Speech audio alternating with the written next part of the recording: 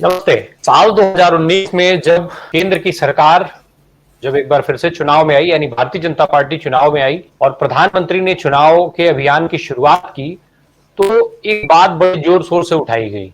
ये बात थी किसानों की आय को दोगुनी करने की। आय को दोगुनी करने की बात छोड़ दीजिए, जो किसान आंदोलन हुआ, जिस तरीके से किसान आंदोलन में किसानों के साथ व्यवहार किया गया, जिस तरीके से किसानों को अपनी जानें गंवानी पड़ी, और उसके बाद फिर सारे उस आंदोलन को खत्म करने के लिए जिस तरीके की साजिश की गई, जिस साजिश के तहत ये हुआ कि किसानों के एक अलग अलग पक्षों से बात की गई, उसमें अपने लोग घुसाए गए, अपने लोगों को वहां पर नुमाइंदगी दी गई और फिर उन्हीं के साथ मिलकर के तमाम सारी डील करने की कोशिशें हुई।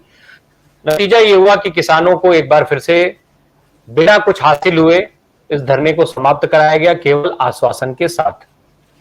अब इस समय जब ताजा हालात देश में जंतर मंतर पर पहलवान बेटियों ने धरना देना शुरू किया, उनके साथ हुए जो छेड़छाड़ के खिलाफ में, और एक भारतीय जनता पार्टी के नेता और सांसद ब्रजभूषण शरण सिंह पर ये सारे आरोप लगे, जो WFI के अध्यक्ष थे। इसके बाद किसान संगठन जो है वो इनके समर्थन में आए और किसानों के आंदोलन को एक बार फिर से धार मिली, और इस धार में रही सही जो कसर थी उसको पूरा किया। इन जो भारतीय जनता पार्टी के एक वरिष्ठ नेता, कभी प्रधानमंत्री नरेंद्र मोदी के बेहद करीबी माने जाने वाले, कई राज्यों के राज्यपाल रहे सत्यपाल मलिक ने। तो ये कई सारी चीजें हुई किसानों को लेकर के इस बीचे दौरान। अब फिर से किसान संगठन जो है वो भी कुछ नई तैयारियों में लगे हुए हैं। आज हम इन तैयारियों के बारे में बात करेंगे और जानेंगे कि आने वाले समय में क्या होने जा रहा है, किस तरीके से किसान राजनीति को प्रभावित करेंगे। एक तरफ जहां विपक्ष जो है वो भारतीय जनता पार्टी को सत्ता से बाहर करने में लगा हुआ है, वो एक मंच पर आने की तैयारी कर रहा है, वहीं दूसरी तरफ किसानों ने भी कमर कस ली है।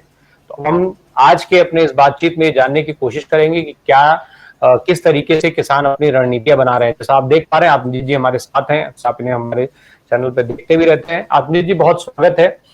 सर, सीधी बात हम लोग MSP के साथ शुरू कर लेते हैं, चूंकि MSP की बात किसान आंदोलन के समय पर जब जो है वो जोर शोर से उठाई गई थी।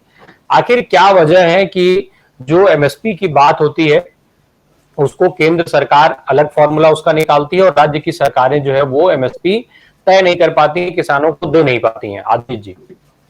जी, ये कहना आपका बिल्कुल उचित है कि जब MSP की बात आती है तो सरकार बैकफुट पे हो जाती है। आपको ज्ञात होगा 17 नवंबर सन 2020 में जब प्रधानमंत्री मोदी ने ये कह के तीनों किसान बिल वापस ले लिए थे कि हमसे गलती हो गई, हम किसानों को समझा नहीं पाए और ये हमने बिल लोकसभा और राज्यसभा में पारित कर दिया, हम इन 3 किसान बिलों को वापस लेते हैं। उसमें कॉर्पोरेट फार्मिंग का, प्राइवेट मंडियों का और कई चीज़ों का ऐसा कानून बनाया गया जो किसानों संगठनों के साथ या किसान से जुड़े और लोगों के साथ और किसान जत्थेबंदियों के साथ, किसान यूनियनों के साथ डिस्कस नहीं किया गया। उसके बाद जब धरना खत्म नहीं हुआ 17 नवंबर को, तो जब सरकार ने पूछा कि आपके तीनों किसान बिल वापस ले लिए गए, अब क्या दिक्कत है, तो उन्होंने कहा कि MSP एक लंबित मुद्दा है। MSP पर, क्योंकि MSP सिर्फ गेहूं की खरीद पर और धान की खरीद पर और कुछ ही आइटम, जैसे कॉटन कॉर्पोरेशन ऑफ इंडिया है वो कॉटन खरीदती है, नेफेड है जो कुछ दालों तिलहन और दलहन पे MSP पे खरीदती है, वो भी एज पर रिक्वायरमेंट, उनका कोई नैतिक वो नहीं है कि वो खरीदेंगे ही खरीदेंगे। तो किसानों ने ये कहा क्योंकि हम उपज करते हैं, आप चाहते हैं कि डाइवर्सिफिकेशन ऑफ क्रॉप हो धान में, क्योंकि वाटर टेबल पंजाब का और कुछ स्टेटों का नीचे जा रहा है, पानी की ज़्यादा मात्रा यूज होती है, तो धान की छोटी वैरायटी भी हम यूज़ कर सकते हैं, पर आप उसमें MSP प्रोवाइड करें और हमें बीज खाद प्रोवाइड करें सही दामों पर, उचित दामों पर। अब सरकार ने ये कहा MSP थी, है और रहेगी, MSP हम देते रहे हैं, अभी भी दे रहे हैं, आगे भी देंगे। तो उस पर ये चर्चा हुई कि MSP पे जो भी घोषणाएं केंद्र की सरकार करती है वो A2+FL फॉर्मूला पे करती है। A2 का मतलब होता है कि उसमें खाद, बीज, उर्वरक, बैल, ट्रैक्टर और जो भी उसमें कंज्यूमेबल होते हैं, इनपुट होते हैं, उसकी कॉस्ट तो निर्धारित हो जाती है। पर जो कि स्वामीनाथन कमीशन की रिपोर्ट जो प्रीवियस गवर्नमेंट्स भी इम्प्लीमेंट नहीं कर पाई, उसमें यह था कि जो जमीन का रेंट है और जो इंटरेस्ट किसान पे करता है लोन लेके, जब कर्ज लेके जब उसमें बीज खरीदता है या खाद खरीदता है, तो जो भी वो इंटरेस्ट पे करता है और जो भी उस जमीन का किराया है वो भी उस फॉर्मूले में इंक्लूड किया जाना चाहिए। तो स्वामीनाथन कमीशन रिपोर्ट का, आयोग का ये रिकमेंडेशन था केंद्र की सरकार को, आप C2+FL पे, तो फार्म लेबर को FL कहा जाता है, तो फार्म लेबर की कॉस्ट और C2, तो सरकार ने कहा हम A2+FL पे दे रहे हैं, C2+FL पे हम नहीं दे पाएंगे। सुप्रीम कोर्ट में मोदी सरकार ने हलफनामा दाखिल किया। हालांकि लोकसभा इलेक्शन 2014 से पहले मोदी जी का अभिभाषण है, जो रिकॉर्डेड अभिभाषण है, उन्होंने कहा था कि मैं जैसे ही मेरी सरकार बनेगी मैं सभी फसलों पर MSP सुनिश्चित कराने का वादा करता हूं। तो वो वादा गलत हो गया, वो जुमला हो गया। तो जब ये बात किसान आंदोलन के दौरान हुई तो सरकार ने ये कहा कि हम एक कमेटी बना देते हैं, उस कमेटी में हम आपको SKM के जो नुमाइंदे हैं उनको और सरकार के जो नुमाइंदे हैं उनको और कृषि विज्ञान से रिलेटेड जो भी एसोसिएशन है उनका एक एक आदमी हम ले लेंगे और इसमें हम फैसला कर लेंगे। हमने सरकार से ये कहा दिसंबर में कि आप टर्म्स ऑफ रेफरेंस दे दीजिए, जिस टर्म्स ऑफ रेफरेंस के बेसिस पे हम जो है ये आपकी बात मान लें और इस पे आप कमेटी बिठा दीजिए, जिसका समय सीमा निर्धारित कर दीजिए कि 1 साल में इसका फैसला हो जाएगा। पर हुआ क्या कि टर्म्स ऑफ रेफरेंस नहीं मिली। हमने सरकार के एश्योरेंस पे एक जॉइंट कमिश्नर की वहां से चिट्ठी आई, जॉइंट सेक्रेटरी की चिट्ठी आई मिनिस्ट्री ऑफ एग्रीकल्चर से, मिस्टर अग्रवाल की, कि आप इस पर चिंता मत करिए, अगर सरकार वादा कर रही है तो वो पूरा करेगी। तो सरकार के एश्योरेंस पे वो आंदोलन उठ गया। आंदोलन उठने के 1 साल तक उस कमेटी का गठन जो हुआ वो संयुक्त किसान मोर्चा के जितने भी किसान यूनियंस थी उनके साथ डिस्कस नहीं हुआ। 26 मेंबरी कमेटी बनाई गई जिसमें 22 मेंबर सरकार के नुमाइंदे थे और उन्होंने कहा कि आप अपने 2 या 3 नुमाइंदे दे दीजिए और हम इस पर कार्रवाई शुरू कर देते हैं। पर चूंकि इसमें वादा खिलाफी हो गई, इसमें SKM और सरकार के बराबर के हिस्सेदार होने थे। अगर 4 SKM के मेंबर होने थे तो 4 सरकार के मेंबर होने थे और 2 कृषि से जो कृषि संबंधित एक्सपर्ट है उनको लिया जाना था। पर चूंकि सरकार ने वादा खिलाफी करी तो SKM ने ये कह दिया कि भाई हम इस कमेटी का पार्ट नहीं है और जब तक आप सही से टर्म्स ऑफ रेफरेंस से कमेटी नहीं बनाएंगे जैसे कि आपने वादा किया है, हम इसको माने नहीं मानते।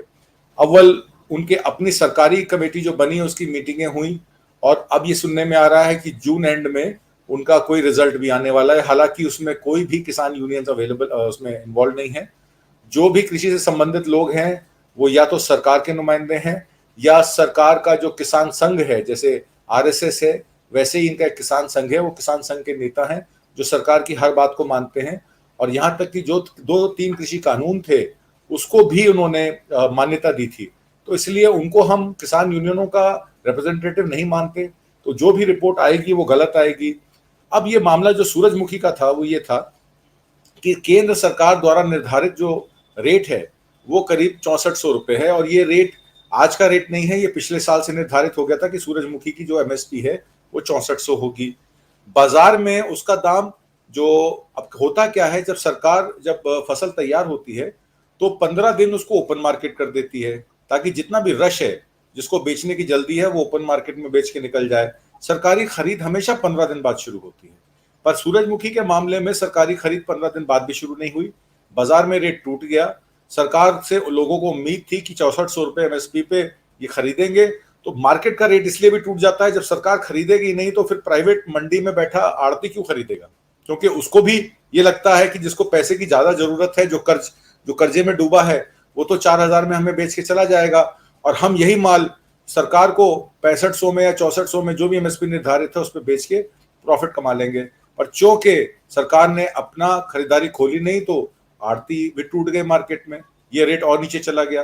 अब सरकार कहती है कि हम भवन जी MSP के साथ साथ भूमि अधिग्रहण वाली जो बात आती है उसमें भी जब जहां पर मुआवजे की बात होती है, जिस तरीके का सीन MSP में क्रिएट किया जाता है कि MSP की बात की जाती है पर मिल नहीं पाता, उसके अलग अलग कारण सरकारें गिनवा देती हैं। जो खरीद भाई MSP देने का मतलब तभी है जब खरीद किया जाए, खरीद की व्यवस्था जो है वो सब जानते हैं। व्यवस्था खैर एक अलग चीज है, जब करेंगे ही नहीं तो बिल्कुल ही अलग चीज हो जाती है।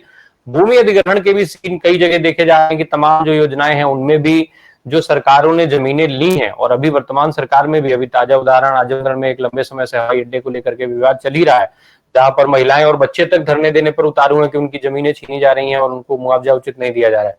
तो ये भी एक बड़ी समस्या है कि मुआवजा ही सरकार उचित रूप से नहीं देती है। ये मामला ग्रेटर नोएडा डेवलपमेंट अथॉरिटी का है। जेवर में आपको याद होगा, ज्ञात होगा, मायावती जी के समय एक पास हुआ था कि वहां पे इंटरनेशनल एयरपोर्ट बनेगा। तो वो एयरपोर्ट का जो 2008 में प्रोजेक्ट शुरू हुआ था उसके लिए जमीन एक्वायर हुई थी उसके आसपास के गांव की जेवर की, उसमें लैंड एक्विजिशन जब की गई, सरकार ने मार्केट रेट से कम रेट पर उसमें जमीन एक्विजिशन करके मुआवजा दिया। अब चूंकि वहां के किसान या वहां के जो भी जमीनों के वहां के मालिक हैं जिनसे कागज साइन करवाए गए, उन्होंने कहा कि मुआवजा या तो हमें मिला ही नहीं है या मुआवजा मार्केट रेट के हिसाब से नहीं मिला है। तो आज 7 महीने से वो लोग ग्रेटर नोएडा डेवलपमेंट अथॉरिटी में अपना आंदोलन करके बैठे हुए हैं। गई रात जब गुरनाम चढ़ूनी पे एक्शन हुआ कुरुक्षेत्र में शाहबाद में, तो इन्होंने वहां भी ग्रेटर नोएडा में 35 लोगों को अरेस्ट कर लिया, पिछले दरवाजे से उनको बुला के उनको अरेस्ट कर लिया। उसके बाद वो आंदोलन और तीव्र हो गया। वाराणसी में भी एक ऐसे ही किसानों का धरना चल रहा था, उस पर लाठी चार्ज हुआ और लाठी चार्ज करके किसानों को तितर बितर किया गया।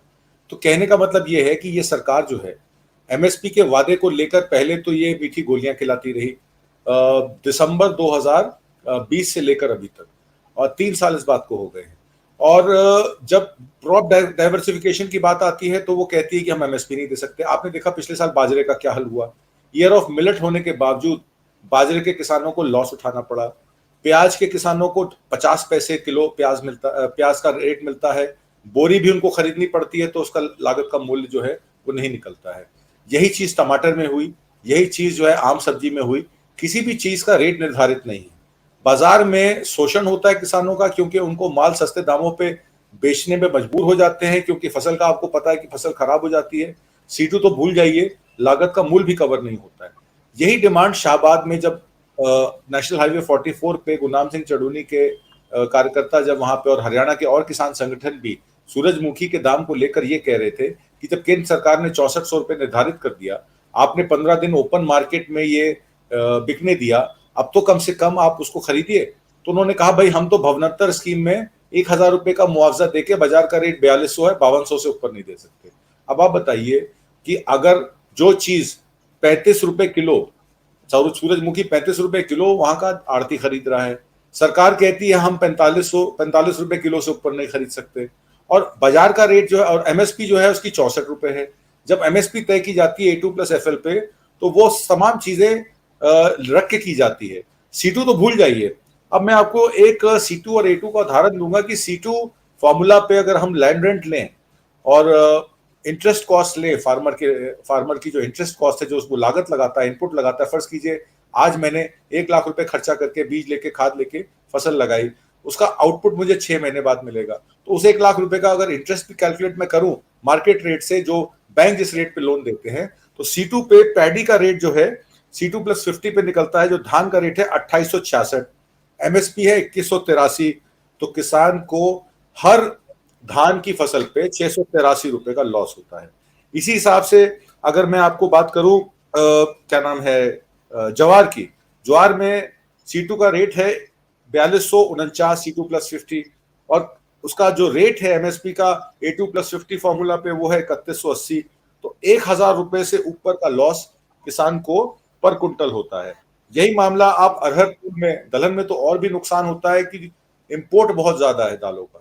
जब भी दाल की शॉर्टेज होती है, दाल इंपोर्ट हो जाती है, किसानों को कभी एमएसपी नहीं मिलती है। अरहर का एमएसपी है 5993, 5993।